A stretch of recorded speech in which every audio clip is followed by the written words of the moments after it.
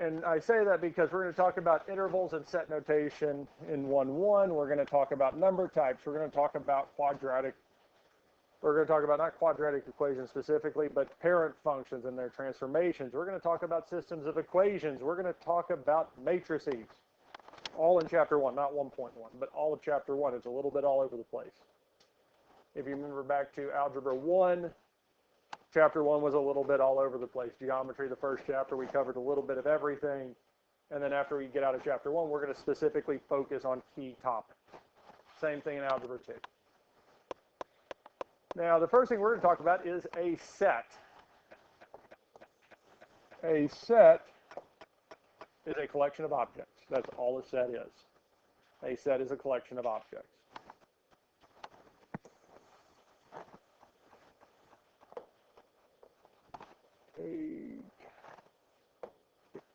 We use braces are used to list the set's members. So we set it off with braces.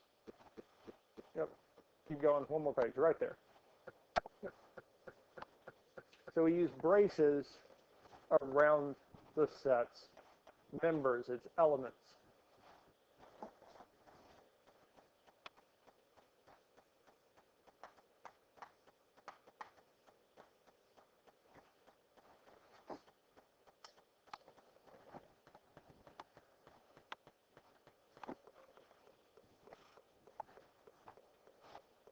So our example would be the set 1, 2, 3.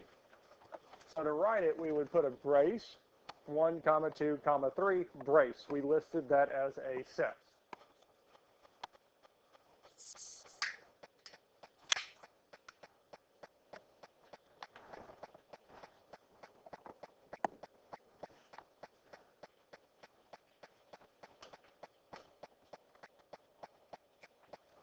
Questions on the first example? Second example, positive even numbers. So we would start off with a brace. Then our first number would be what? I don't know. So wouldn't be 1 because we're looking for even. 2. And then 4, then 6, then 8, then 10, and we would continue on. We wouldn't include 0. I did twice today, but it's not. 0 is not positive. 0 is even, it's just not a positive number. Can we actually list all the even positive numbers? No, but at this point we have developed a pattern, yes? 2, 4, 6, 8, 10. So once we develop a pattern, we can say dot, dot, dot. Because that dot, dot, dot says that we are going to continue this pattern indefinitely. It's going to keep going on and on. So listing elements this way works well if there's an easy listable finite set, or we can develop a set pattern that continues on indefinitely. This is a nice way to write these here. Not everything will be able, or we can write it in this nice way. An example I can think of is listing out all the name of every Concord High School graduate. I don't think anybody would want to actually write that list out. Because again, I did not say the graduates of last year. I said every Concord High School graduate. From my understanding, Concord High School is coming up on its 100th year. So that would be almost 100 years worth of graduates. No, I am not signing up to write that out, no.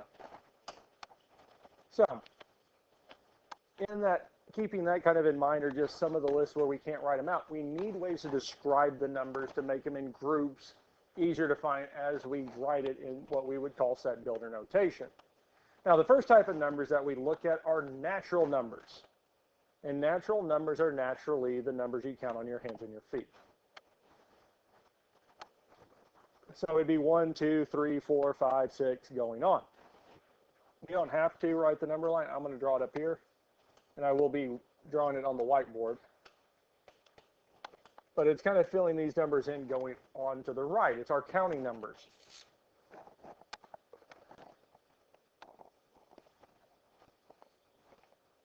So 1, 2, 3, 4, 5. These are our natural numbers.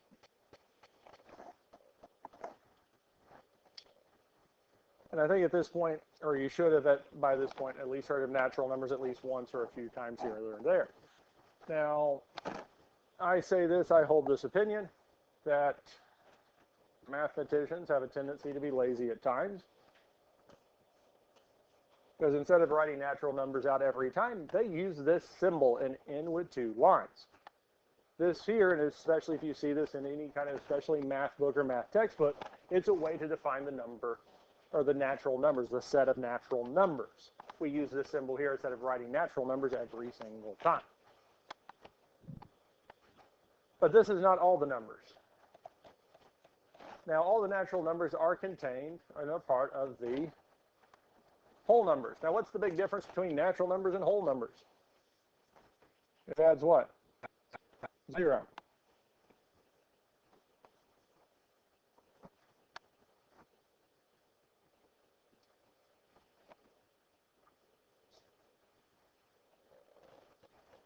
That's the only real difference between natural numbers and whole numbers. It's adding 0.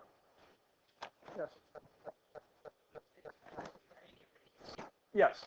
So all the boxes there, in years past, I had a separate page for each box. Like for each page, had a different one building it out. I'm like, that's unnecessary and that's way too much paper. Where we could just, for y'all filling it in, just need the one. Now, natural numbers, we have the n with two lines. This is kind of a trick question, but does anybody know the symbol for whole numbers?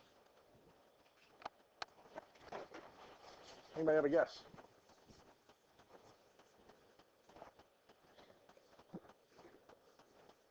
I would say that's a good guess, but there actually isn't one. That's why it's kind of a trick question. And for the most part, we'll call it a W with a second line, but they really don't give the whole numbers a sign or a symbol for it. And part of the reason is they kind of skip over and look at integers. Because if we specifically want to talk about the whole numbers, we don't necessarily talk about the whole numbers. We say the non-negative integers. The non-negative integers. It seems kind of convoluted, but it is. We say it's going to be a non-negative integer. Because our integers are just adding our negative numbers. Going out to the left and to the right.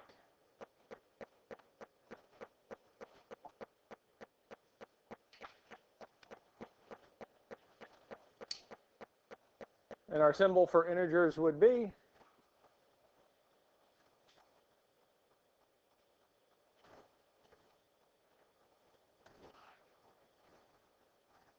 that'd be very tempting, but it's actually not, because Z makes a whole lot of sense. Now, part of the reason is because I has already been taken by this point. Because if you think of most stuff, especially in history, as we discover stuff, as things come about, we give it a name, we give it a symbol, we give it a title. If something with a similar name comes up, we don't just rename it, we give it a different one. And it could also be the fact that just the Latin or the Greek origin of integers, or whichever root or where they discovered or kind of came about integers, would give it a similar to it. Because in that same context, if we talk about, in the last so many years, slope, what is the letter we use for slope? M, yes? M is our slope, y equals mx plus b. Equation slope is m. Have any of y'all ever wondered why it's not s? Because s would make more sense for slope, wouldn't it? But again, when we start talking about geometry and a lot of those maths, we're talking about the Greek, the Arab nations over there. And for them, and a lot of the sources or the root for slope or rise or change in elevation is montagne, where we get our word for mountain, montagne, which is M, montagne, M, slope, change. So it's more from the root where we get some of these letters or some of these symbols. For us, we have Z. So we've taken care of positive, negative numbers, yes? But we also have numbers between these, yes? And these are our rational numbers. Rational numbers are any number that can be written as a fraction, a ratio of two things. Obviously, just like integers, rational number symbol is a Q with a line.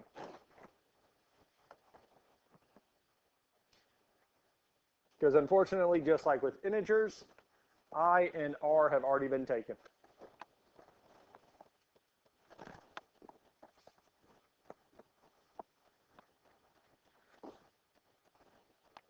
And our rational numbers add these fractions, so we're adding numbers between 0 and 1, and 1 and 2, and 2 and 3, and we have all these different numbers.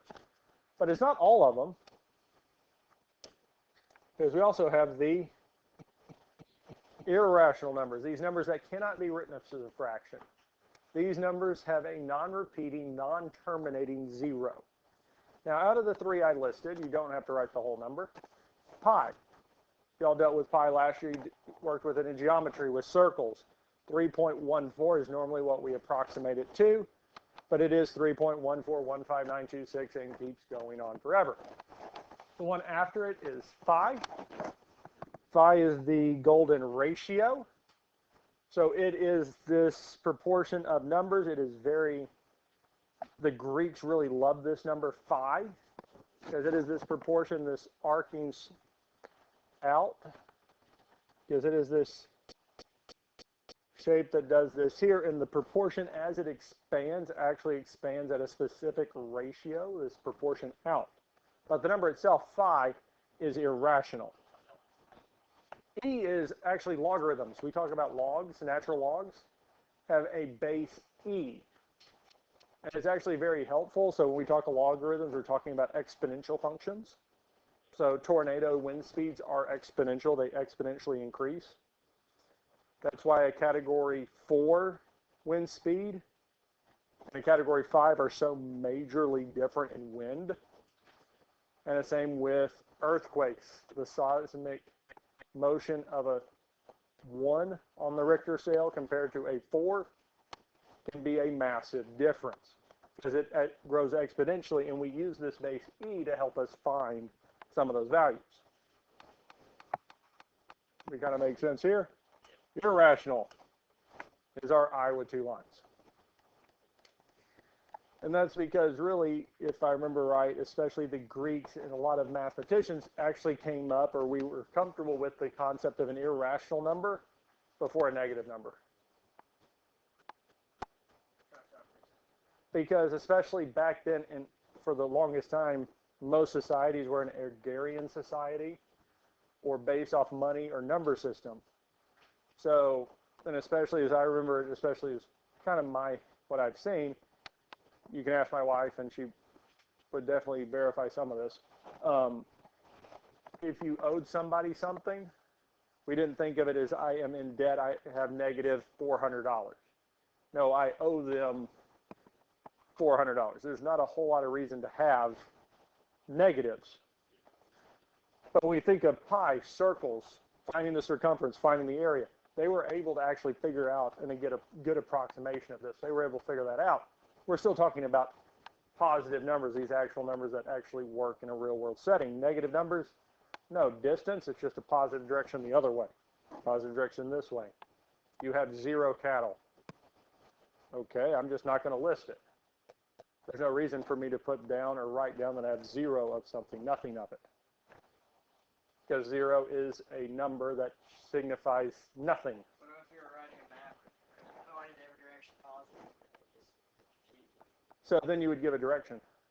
Well, I guess, yeah. Yep. So there wasn't really a negative unit. It was always positive. Yep. So we do degrees, longitude east, longitude west. Yes. e is a logarithm, so it's just an irrational number. At this point, I'm just giving you examples of it. Yeah. So it is interesting to think of, because now, since we're so used to having negative numbers and zero, thinking of a time when they weren't around is kind of hard to understand or think about. Yeah. If it is something, there is. Yeah. So, because the Romans definitely did not have a concept of zero, I know that for sure, because Roman numerals. There is no zero, there's no base 10.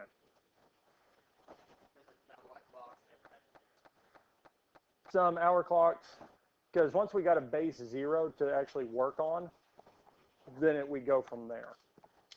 12, the hours that we have is a base 12 number system. It was tried to push for a while about niceties of a base 12 number system, but base 10 kind of ruled out.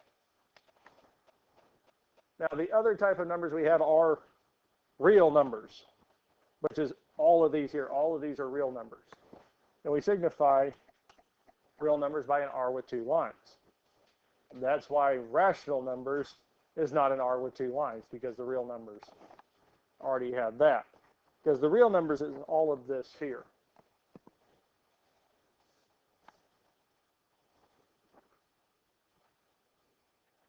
And really, they build off each other. That's why we have boxes and boxes, because all the natural numbers are whole numbers.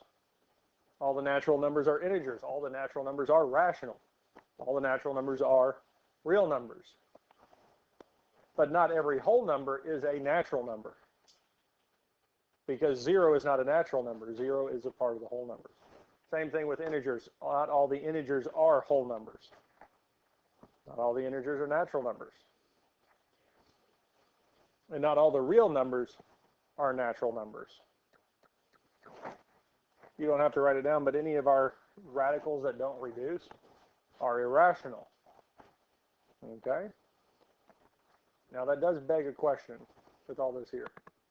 If we have stuff or a set of numbers that are called real numbers, it must also mean we have unreal numbers. We call them the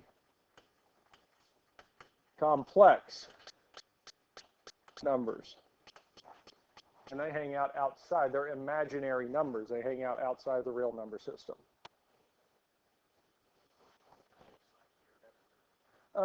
It's just numbers that don't work. There's not an actual number to quantify it, and there are sets, and we will talk about these in Algebra 2.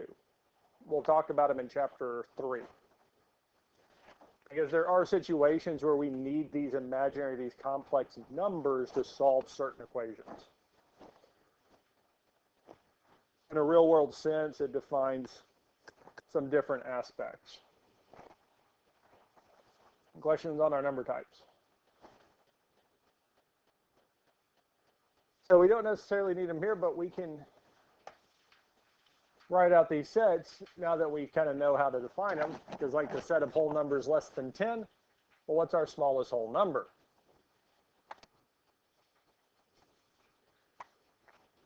Excuse me, 0, and then 1, 2, 3, 4, 5, 6, 7, 8, 9. Those would be all the whole numbers, because whole numbers is 0 in our counting numbers. So the whole numbers less than 10 would be 0, 1, 2, 3, 4, 5, 6, 7, 8, 9.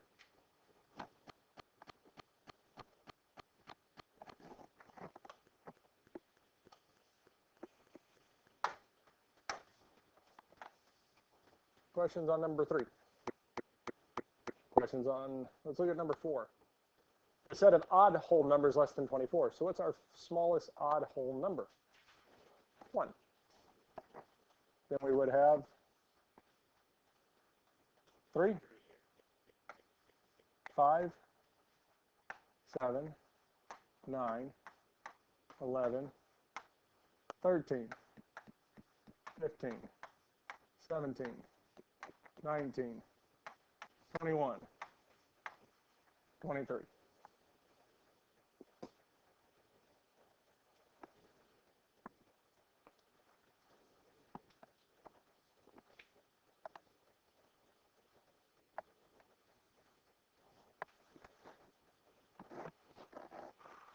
Questions on listing these sets out?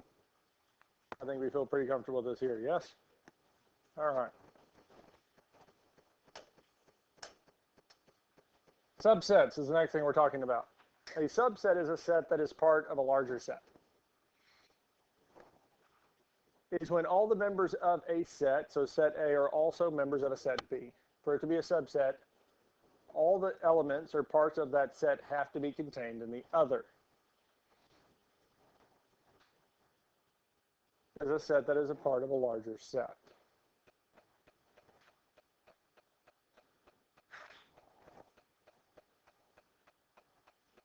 So set A here contains the numbers 1, 3, 15, 27, 20. Set B is 1, 2, 3, 20, 15, 27, 111. So could we say that set A is a subset of set B? Is everything contained in the circle for A contained in the circle for B? Yeah, so A is a subset of B. Yes? We can kind of see that? Or no? Yes? So if we look at A, we have 1, 3, 20, 15, 27, yes? If we look at B, are 1, 3, 15, 20, and 27 in it. So A is a subset of B, because everything in A has to be a part of B. So yes, we can say A is a subset of B. Now, like I said, mathematicians have a tendency to be a little lazy. So instead of writing all that out, we'll say set A is a subset of B. That little symbol between them that looks like a C is the set, or the symbol for subset. Now here's the big question. Can we say B is a subset of A? No, because there are numbers or elements of B, parts of B that are not in A. So it's not a subset. Here's the big question. Is A subset of A? Can we say that A is a subset of A? So the definition is what? For it to be a subset, every element of it has to be contained in the other, yes? Is every element of A contained in A? So can we say it's a subset of itself? We can say B is a subset of B. Any set can be a subset of itself. Here comes the big question. This here is the empty set. So we have a 0 with a line through it. And in set notation, that is the empty set. That is the set containing nothing. Because even if we wrote the number 0 in there, that set would indeed have an element. The element or the number 0 would be a part of it. Even though 0 represents nothing, it is still a number. But the question is, can we say that the empty set is a subset of set A? Yeah, it is. That is true. Because if we think of, like, say, this classroom, if we took everything out, I mean, just everything, absolutely everything, would it still be a part of the high school? Yeah. Even though it's empty, we could still say it's still a part of this room. It's still here. There's just nothing in it. Now, this can get a little dangerous. Not in actual dangerous sense, but does that also mean that I could say that the set containing the set containing the empty set, or the set containing the empty set, yeah, is a subset of A? A set containing the empty set is a subset of A, yeah. Yeah, the set containing the empty set would also be a subset of A, or the set containing the set containing. That's why I said it can be dangerous, because we can continuously do this with subsets. And it can go out quite far. So,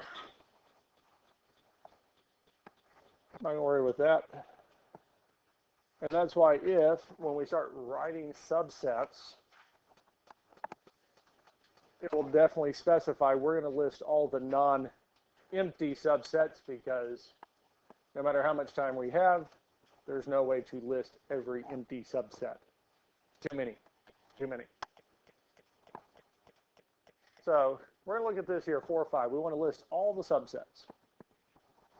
So what is one subset?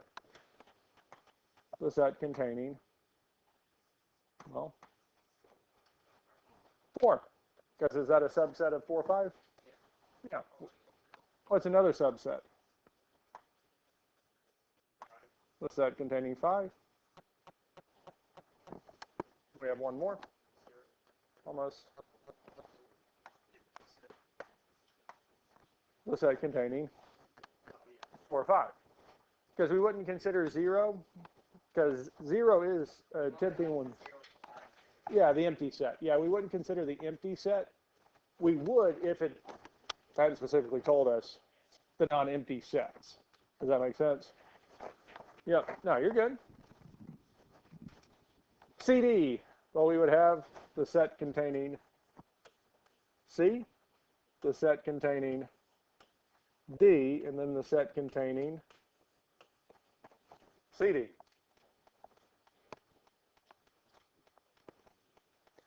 I think we felt good with that one there, yes? Not too bad. We have 2 elements, we have 3 subsets.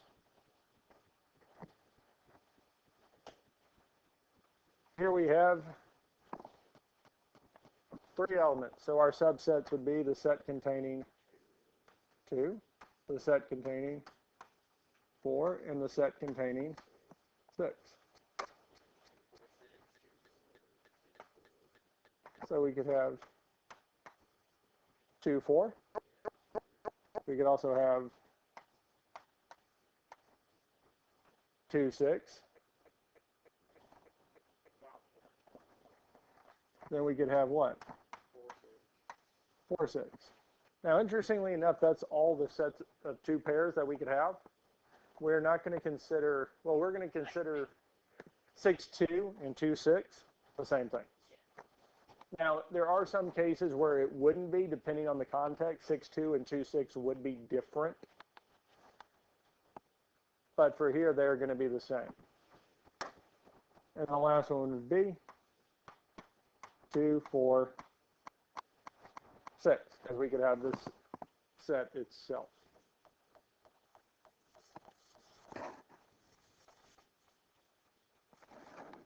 Questions on this here? So the last thing we're going to do today is this here, the set E, F, G, H. So we're going to list all of its subsets. All the nice ones first are E, set containing F, set containing G, and the set containing H. Because we would have a set with just one element in each. Yes? Then what do we have? So I'm going to start with E, because EF, yes? But we could also have what? E, EG, or EH. Now the reason I do this is because, again, as you started noticing, the more ones we start with in the main set, the more subsets we get, yes? So I start with E and do E with each one, yes? Then we can move on to the next one. Instead of E, we can start with what? F, yes? FE we don't need to list because EF is the same thing, yes? So we could have F what? G. And then F, H, yes? Any more with F? And then we move over to G, GH.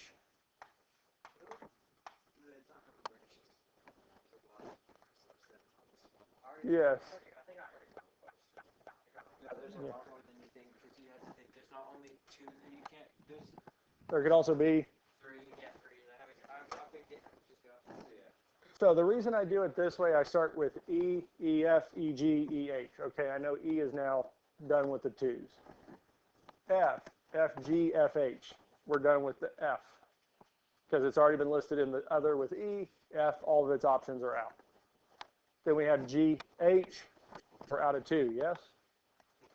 So 3, what are our first 3?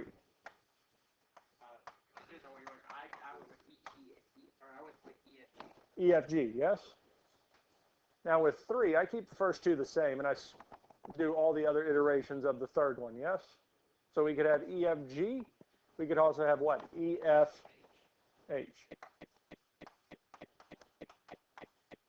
Is there any others that we can do with EF? No, because it's EFG or EFH. That's the only ones we have, yes? Now I'm going to keep E the same, but I'm going to change F to G, because we could have E, G, H, yes? There's no other element after H, so EGH is it for that part, yes? But we still have another set of 3, because we can move it from E to F.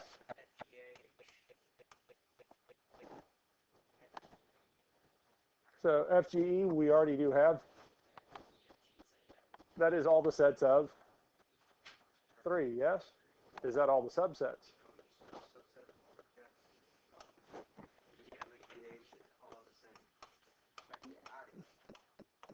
Yep. Let's see how many we got. 1, 2, 3, 4, 5, 6, 7, 8, 9, 10, 11, 12, 13, 14, 15. Now, if you notice, there was this writing up in the top corner. So for problem D, we should have 15. We do indeed have 15. We have all the subsets.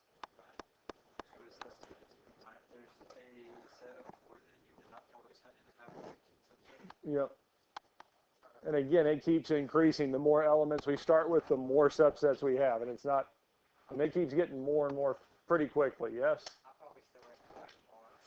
Because 2 had 4, 3 had 7, 4 had 15. Yeah, 5, 6. It gets bigger and bigger, faster and faster. Well, if you'll turn the page, we're going to do a 7 one.